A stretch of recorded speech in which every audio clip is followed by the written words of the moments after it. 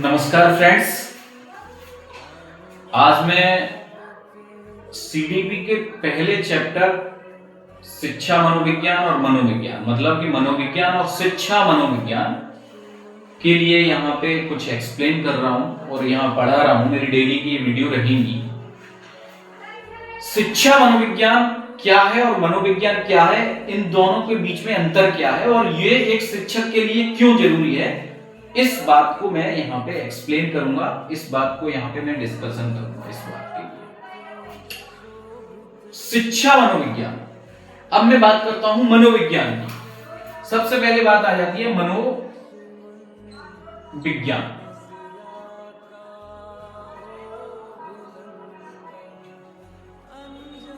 मनोविज्ञान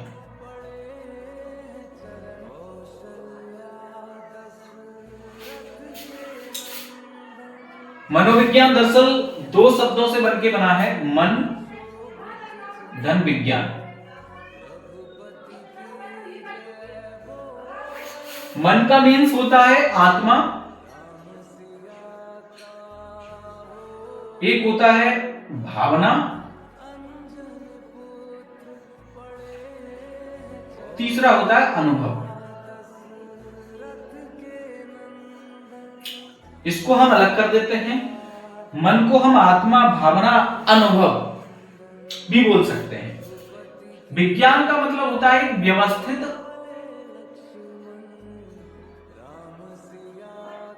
अध्ययन।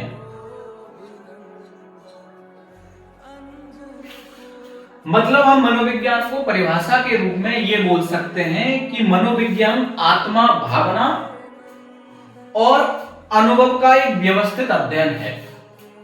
क्या बोल सकते हैं मनोविज्ञान को परिभाषा के रूप में कि मनोविज्ञान आत्मा, भावना, अनुभव का व्यवस्थित अध्ययन है, यही मनोविज्ञान है।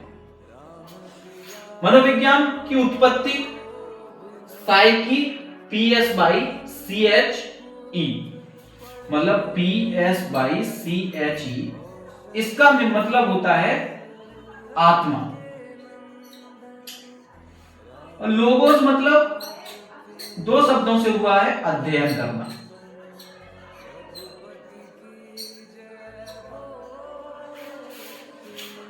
साइकी प्लस लोगोस, आत्मा का अध्ययन करना साइकोलॉजी कहलाता है, मनोविज्ञान कहलाता है। स्पष्ट हो गई। इसके बारे में हम जो मनोवैज्ञानिक हैं उन्होंने परिभाषाएं दी हैं, उनके बारे में जान लेते हैं।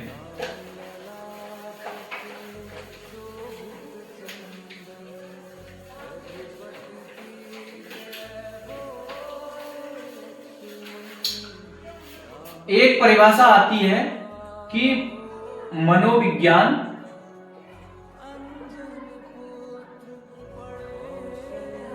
आत्मा की विज्ञान है।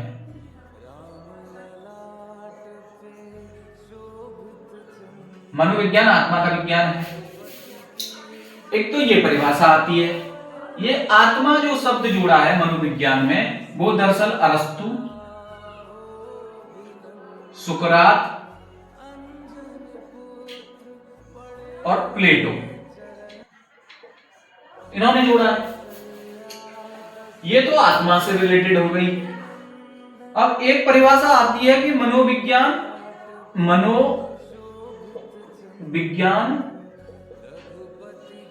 चेतना का विज्ञान है। ये जो परिभाषा दी है, ये दी है विलियम जेम्स, एक मनोवैज्ञानिक हुए हैं, और एक हैं जेम्स वार्ड। इन लोगों ने ये परिभाषा दी है। तीसरी परिभाषा है मनोविज्ञान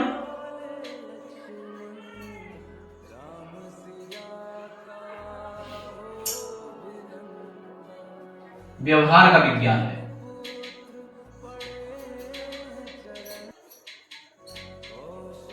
ये दरअसल वुडवर्थ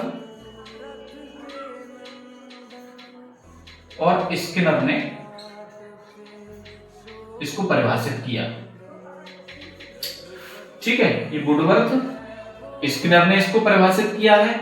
अच्छा, एक परिभाषा और दी है, मैं इसको मिटा देता हूं यहां।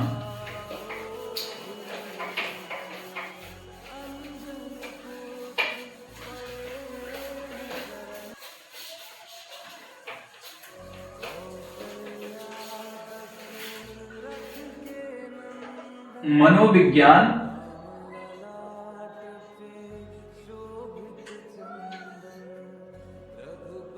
व्यवहार और अनुभव का विज्ञान है।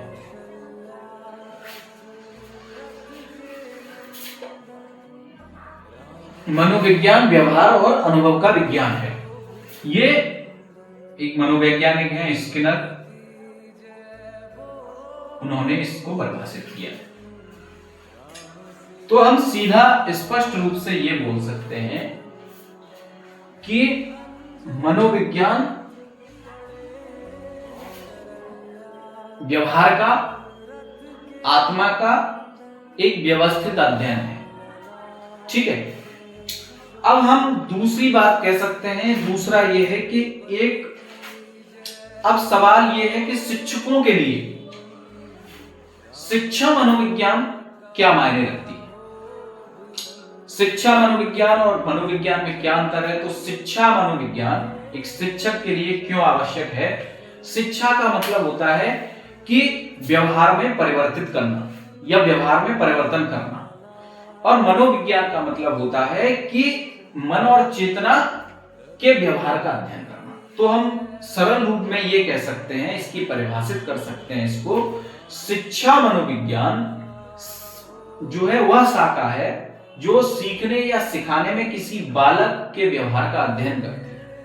ठीक है, अब स्किनर ने शिक्षा मनोविज्ञान को परिभाषित किया है कि शिक्षा मनोविज्ञान अध्यापकों की तैयारी की एक आधारशिला है। ठीक है, इसको स्पष्ट रूप से उन्होंने ये शिक्षा मनोविज्ञान की परिभाषा दी। अब मतलब कैसे?